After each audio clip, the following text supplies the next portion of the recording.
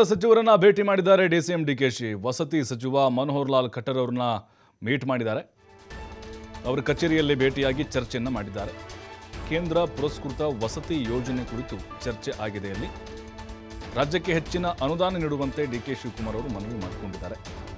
High command meet ಮಾಡ್ತಾರೆ, ಅದೆಲ್ಲ secondary. But ಈಗ ರಾಜ್ಯದ ವಿಚಾರಗಳ ಬಗ್ಗೆ ಅಲ್ಲಿ ಚರ್ಚೆ ಆಗಿದೆ.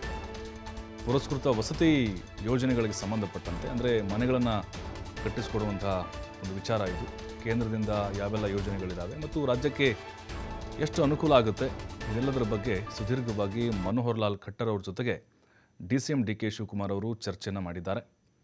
ಅದರ ಜೊತೆಗೆ ಅವರ ನಾಯಕರನ್ನ ಮೀಟ್ ಮಾಡ್ತಾರಲ್ಲ ಅನ್ನೋದು ಬಹಳ ಕುತೂಹಲ ಇದೆ ಇಲ್ಲಿ.